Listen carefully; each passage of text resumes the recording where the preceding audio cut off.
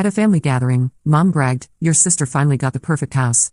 When will you achieve something like this?" I just smiled. I already did. You would have seen it if you had come to my birthday party. Everyone stared at her, and she blushed. I'm Vanessa, I'm 30 years old, and I just bought a house. Not just any house, but a beautiful 3-bedroom place with an outdoor terrace and an incredible garden full of flowers. The real estate agent couldn't stop talking about the mature landscaping and established flower beds, but all I could see was my morning coffee corner and my weekend gardening sessions. Standing in that empty living room with the keys in my hand, I felt like I was going to burst. This was mine. The house had character, built in the 1940s with original hardwood floors that creaked in all the right places, built-in bookshelves that begged to be filled, and windows that let in the most beautiful afternoon light. The kitchen was small but perfectly functional, with vintage tile that had somehow survived decades of previous owners. The master bedroom had a walk-in closet that was bigger than my entire previous apartment. But it was the backyard that had really sold me. Not huge, but private, with an old oak tree that provided perfect shade and flower beds that previous owners had clearly loved and tended. I could already picture myself out there on Saturday mornings with my coffee, planning which vegetables to plant and where to put the herb garden I'd always dreamed of having. The mortgage process had been terrifying and exhilarating at the same time. I'd never imagined I'd be able to afford something like this, especially not at 30. When the startup got acquired and my stock options suddenly had real value, it felt like winning the lottery. I'd spent weeks with financial advisors, making sure I wasn't making a huge mistake, that I could actually afford the monthly payments even if my income dropped. After years of terrible landlords and thin walls where I could hear every fight my neighbors had, I finally had my own space. No more dealing with broken appliances that took weeks to fix, no more surprise rent increases, no more having to ask permission to hang pictures or paint walls. This was mine, every creaky floorboard, every slightly uneven door frame, every perfectly imperfect detail. The mortgage paperwork was still warm in my purse, and I wanted to call someone, anyone, to share this moment. My first instinct was to call my parents, to hear the pride in their voices when I told them their failure daughter had just bought her first house. But something held me back. Maybe it was years of having my achievements minimized, or maybe it was the way they always found a way to make my successes about Claire somehow. But I didn't. I had a crazy idea brewing. What if I surprised everyone? My birthday was coming up in a few weeks, and I could kill 2 birds with one stone, a surprise birthday party and a housewarming. My parents would be amazed when they walked in and realized their daughter owned real property. My sister Claire would probably die of shock. You see, my family has a habit of thinking I'm the black sheep. I'm the younger daughter who never lived up to Claire's standards. She's 35, has a fancy marketing job, and always seems to have her life together. Meanwhile, I've been jumping between rental apartments and entry-level jobs for the past decade. The pattern had been established early.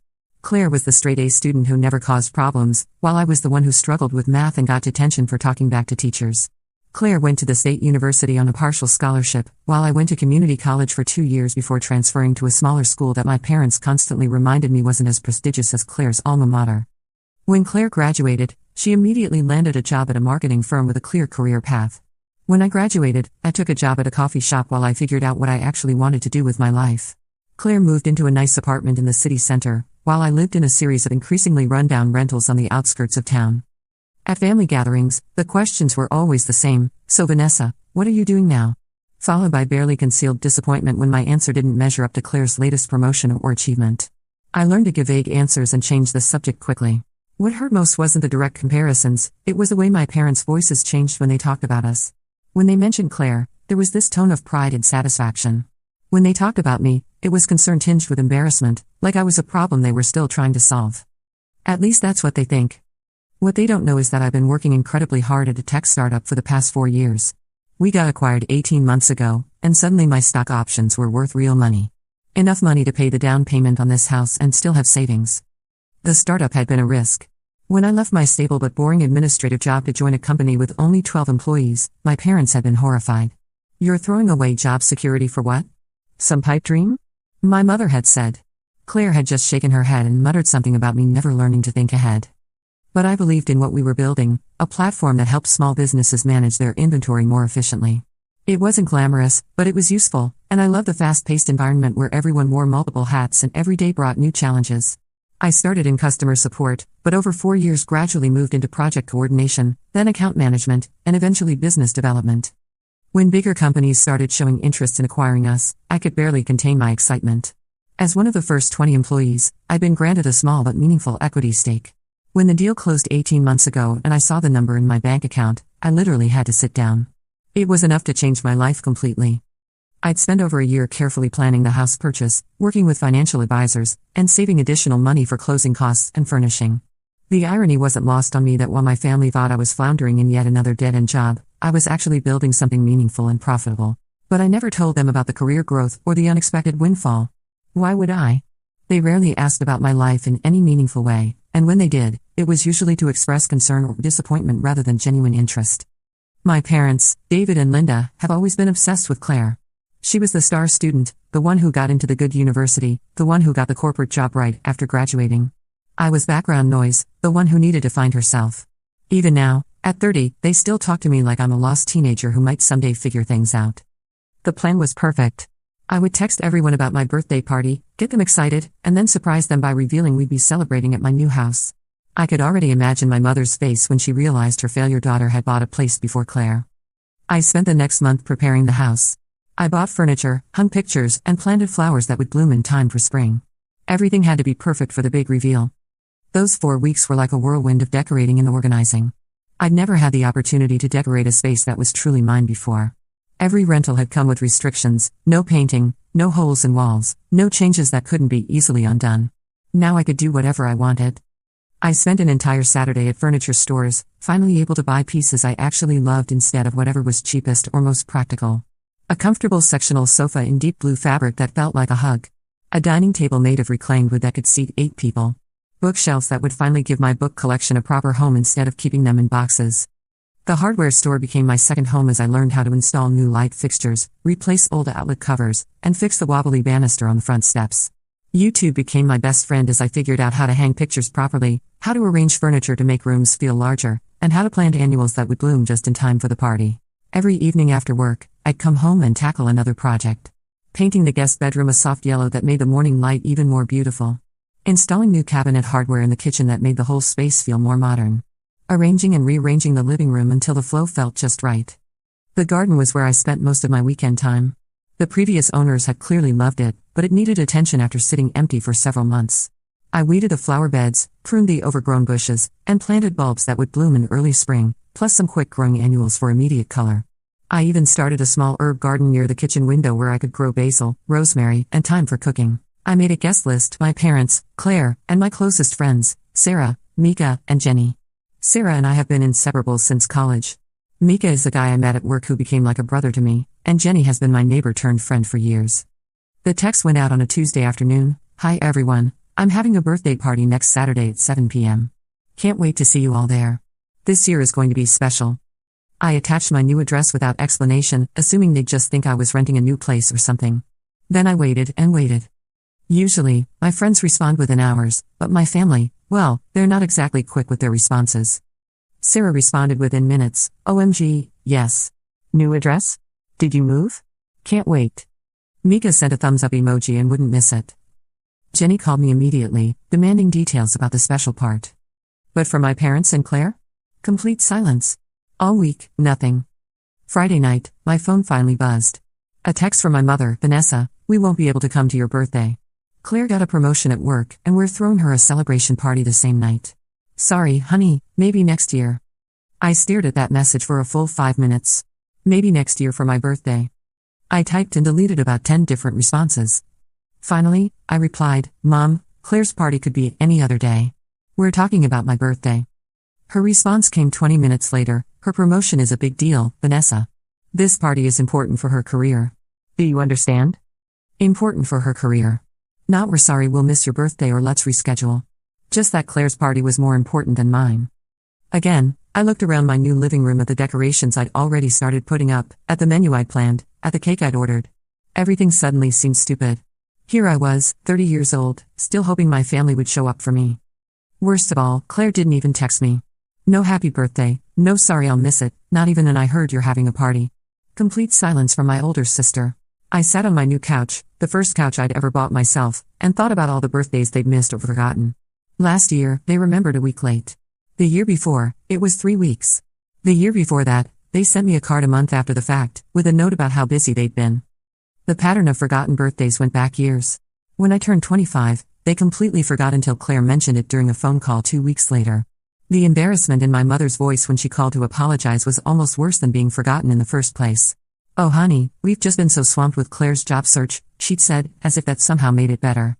My 26th birthday fell on a weekend when Claire was moving apartments. Guess where my parents were? Helping her pack boxes and clean her old place, while I spent the day alone with a store-bought cupcake and a rented movie. They sent a text that evening, "Happy birthday. Sorry we couldn't call earlier, busy day." The worst was probably my 28th birthday. I'd actually made reservations at a nice restaurant, hoping we could finally have a proper birthday dinner together as a family. I'd even bought a new dress for the occasion. When I called to confirm the time, my mother said, "Oh sweetie, didn't we tell you?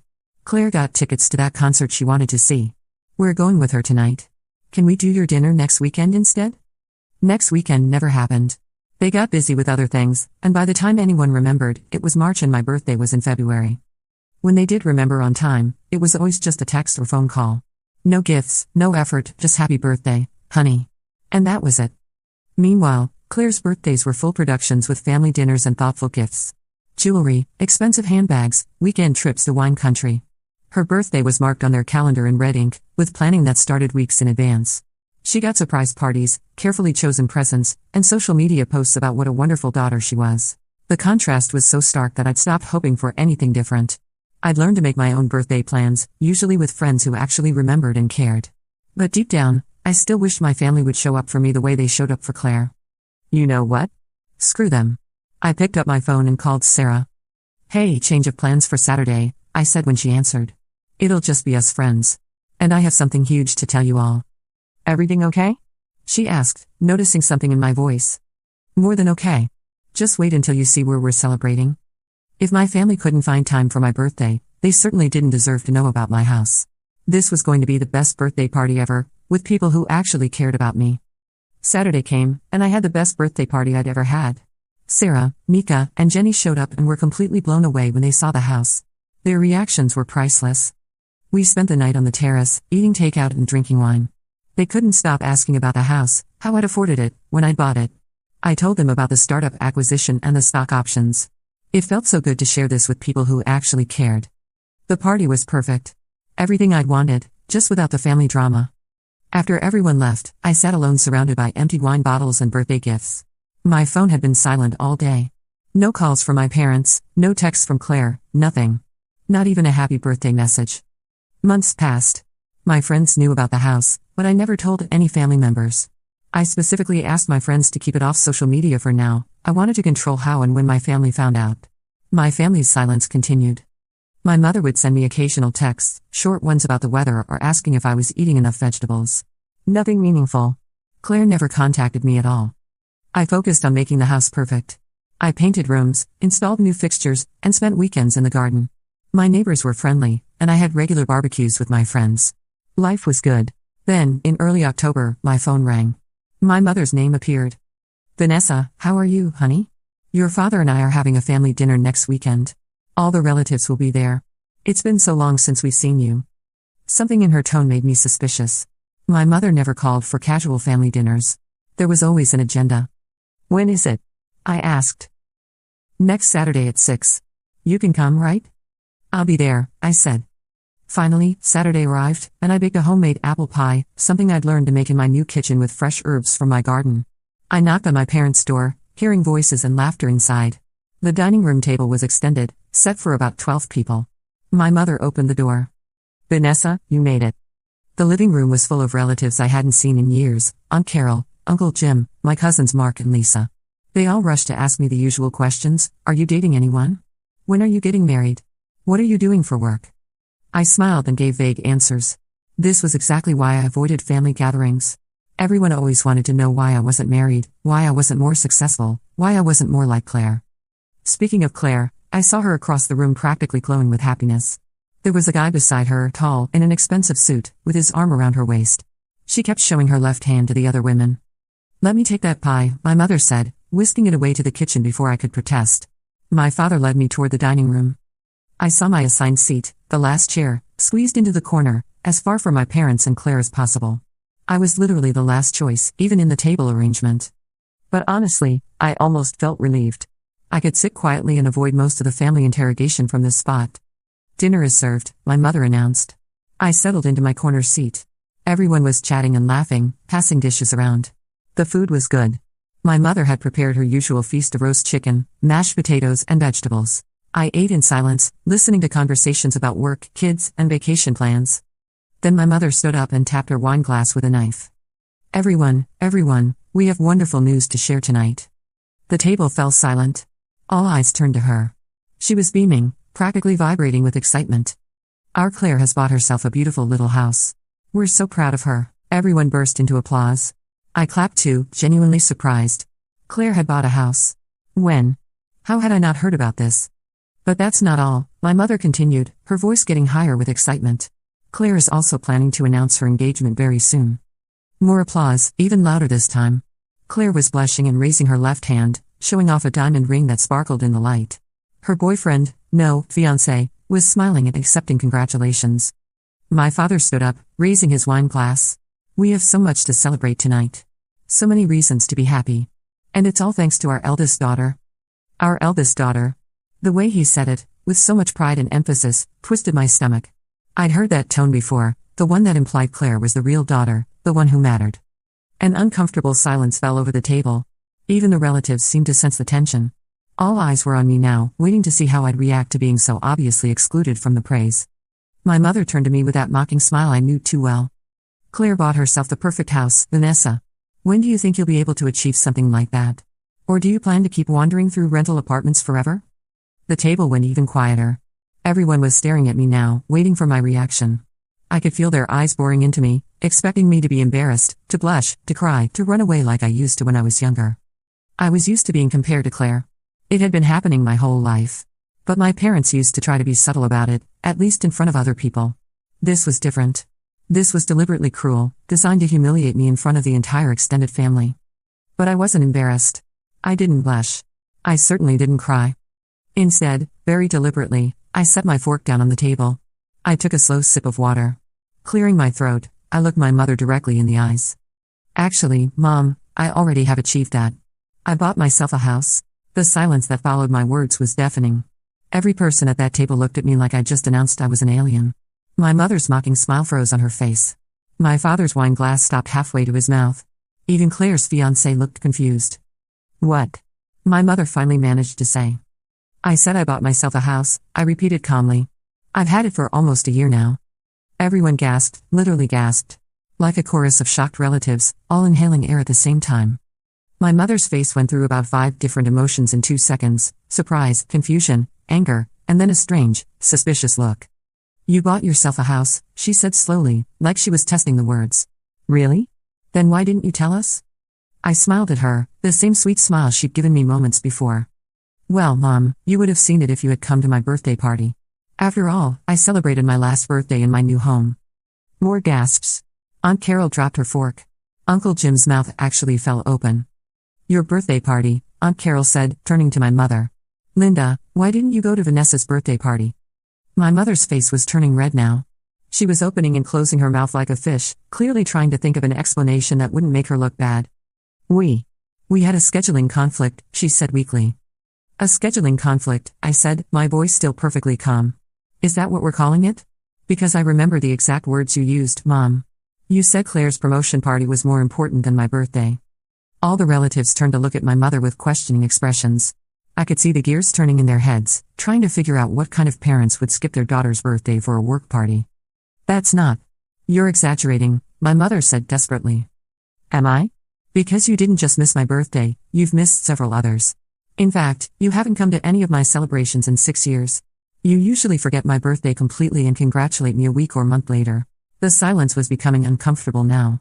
All the relatives were looking back and forth between my parents and me, like they were watching a tennis match. Uncle Jim cleared his throat. 6 years? You haven't been to Vanessa's birthday in 6 years? Aunt Carol was looking at my mother with an expression I'd never seen before. Like she was seeing her sister in a completely different light. Linda, she said slowly, you told everyone you had the perfect family, that you loved both daughters equally. You said Vanessa didn't come to family events because she hadn't achieved anything in life. Oh, that was interesting. So my mother had been talking about me to the relatives, painting me as the failure daughter who was too embarrassed to show up to family gatherings. I never said that, my mother protested, but her voice was shaking.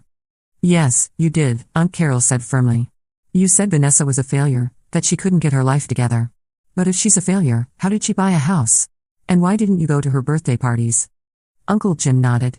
Now, Linda, this doesn't sound like equal treatment to me. Sounds like favoritism. Favoritism, my father sputtered. That's ridiculous. We treat our two daughters equally. I almost burst out laughing. Really, Dad? When was the last time you forgot Claire's birthday? When was the last time you skipped one of her celebrations for someone else's party? He opened his mouth to answer, then closed it again, because we all knew the answer. Never. They had never forgotten Claire's birthday or missed one of her events. This is getting out of hand, my mother said, her voice getting shriller. Vanessa, you're making us look bad in front of everyone. I'm not making you look bad, Mom. I'm just telling the truth. The truth about how you've treated me for years. Claire, who had been sitting in stunned silence this whole time, finally spoke. Vanessa, you're ruining everything. This was supposed to be a celebration. A celebration of what? Your house? Your engagement? Because it's always about you, isn't it, Claire? Everything is always about you. That's not fair, she said, but her voice was weak. Isn't it? Tell me, Claire, when was the last time you called me? When was the last time you sent me a message that wasn't about you? She stared at me, clearly trying to think of an answer. The silence stretched on. I could read all your late birthday messages in our family group chat, I said conversationally. The one that includes most of the people sitting at this table. Then everyone could see exactly how this family treats me. Vanessa, stop, my mother hissed through gritted teeth. Stop what? Stop telling the truth? Stop defending myself? Or stop embarrassing you in front of everyone? My cousin Mark, who had been silent this whole time, suddenly spoke up. Wait, so you really bought a house? Like, really bought it? 3 bedrooms, outdoor terrace, beautiful garden, I said. I've been living there for almost a year. That's amazing, he said. Congratulations. Thanks, Mark. It's nice to have someone in the family congratulate me for once. That hit deep. I could see it on everyone's faces, the realization that they'd been told a completely different story about me, and now they were seeing the truth. I think we should all calm down, my father said, but his voice sounded defeated. No, Dad. I think we should be honest for once. I think everyone here should know exactly what kind of family you pretend to have versus what kind of family you actually have. My mother stood up abruptly, her chair scraping the floor. Vanessa, you need to leave right now. I looked around the table at all the shocked faces staring at me. These people had believed for years that I was the family failure, the daughter who couldn't get her life together. Now they were seeing the real story. You know what, Mom? I think you're right. I should leave. I stood up slowly, smoothing my dress. But not because I'm embarrassed or ashamed. I'm leaving because I'm tired of pretending this family dysfunction is normal. Silence followed me to the front door. I could hear urgent whispers starting as I put on my coat, but I didn't look back. That night I came home feeling lighter than I had in years. The confrontation had been brutal, but necessary. For the first time in my life, I had stood up to my family instead of just accepting things silently. My phone started ringing around 10 p.m. My mother's name kept appearing on the screen. I let it go to voicemail. Then my father called, then Claire. I ignored them all. The next morning, I woke up to 17 missed calls and a bunch of text messages. I made coffee and sat on my terrace, reading them while birds sang in my garden. From my mom, Vanessa, you embarrassed us in front of everyone. How could you do that? From my dad, your behavior last night was unacceptable. Call us immediately. From Claire, you ruined my announcement. Everyone was talking about you instead of my engagement. I deleted them all without responding. If they wanted to apologize for years of treating me like garbage, they could start with that, instead of blaming me for their embarrassment. The messages kept coming all week, long paragraphs about how I'd ruined their reputation and how all the relatives were asking uncomfortable questions. Apparently, Aunt Carol had called my mother the next day, demanding to know why she'd lied about me being a failure. Now everyone thinks we're a dysfunctional family, said one message. You need to fix this. Fix what? The truth? I wasn't going to apologize for defending myself or for achieving something they said I never could. A week later, I was working in my garden when I heard car doors slamming in my driveway. I looked up and saw my parents and Claire walking toward my front door. Obviously, someone had given them my address, probably one of the relatives who had been asking questions. I wiped my hands on my jeans and waited for them at the door. They stood there, uncomfortable, looking at the beautiful front porch and garden. Nice place, Claire said, and I could hear the envy in her voice. It's bigger than mine. What do you want? I asked, not inviting them in. We need to talk, my mother said. Can we come in? Reluctantly, I stepped aside and let them into my living room. They looked around like they were touring a museum, taking in the hardwood floors, the moldings, the furniture I'd chosen so carefully. Vanessa, my mother began, we have a problem. Since last weekend, All our relatives have been calling us. They're asking questions about why we didn't know about your house, why we missed your birthdays. And now they think we're terrible parents, my father exploded. They think we don't love you. Well, do you? The question hung in the air. None of them answered immediately. Of course we do, my mother finally said, but it sounded forced. You're our daughter. Funny way of showing it. Claire stepped forward. Look, we need to fix this situation. I have my housewarming next month, and my engagement party, and my wedding after that. Half the family says they don't want to come because of all this drama. So you need to throw another housewarming party, my mother said. We'll help you plan it. We'll invite all the relatives. Then we can tell everyone that we helped you, that we've reconciled, that you forgave us. I stared at her. You want me to lie? We want you to help us save face, my father said. A party to show everyone we're a normal family. I started laughing. I couldn't help it. They were asking me to participate in their deception, to help them maintain their image of the perfect family. No. I'm not going to lie for you. I'm not going to pretend we have a good relationship. I'm not going to help you convince everyone you're wonderful parents. Claire's face turned red. Fine, then we won't invite you to my wedding. Fine, I said. I wouldn't go anyway. They all looked at me like I'd slapped them. You don't mean that, my mother said weakly. I mean it completely. I'm done pretending. I'm done making excuses for how you treat me. I'm done being the family disappointment when I'm actually doing better than any of you thought possible. This is ridiculous, my father said. You're our daughter. You can't just cut us off. I walked to the front door and opened it. I think you should leave now. They left, but not quietly. Claire was crying. My mother was saying this wasn't over. And my father was muttering about ungrateful children. I closed the door behind them and leaned against it, feeling exhausted but free. 2 weeks later, Sarah called me with gossip. I heard through my cousin that Claire's housewarming was a total disaster. Really? Yeah. Apparently, most of the relatives boycotted it. They're all Team Vanessa now. I felt a little bad about that, but not much. Actions have consequences, and my family was finally facing theirs. Over the next few months, something wonderful happened. My relatives started calling me directly. Aunt Carol invited me to her daughter's graduation party. Uncle Jim asked me to bring my famous apple pie to his barbecue. My cousin Mark wanted to see my house and get decorating advice for his apartment. I went to everything. For the first time in years, I was actually enjoying family events. Without my parents and Claire there to make everything revolve around them or put me down, I could be myself. The relatives apologized for believing my parents' version of events. They said they'd always wondered why I never showed up to things, but my mother had convinced them I was embarrassed about my failures. We should have contacted you directly, Aunt Carol said. We should have known something was wrong. 10 months later, I'm closer to my extended family than ever. I host regular dinners at my house. I'm part of the group chat where everyone shares photos and makes plans. Finally, I'm treated like a valued family member instead of an afterthought. My parents and Claire? Complete silence. I heard Claire got married last month. The wedding was small. Apparently, a lot of people found excuses not to attend. I don't miss them. I thought I would, but I don't.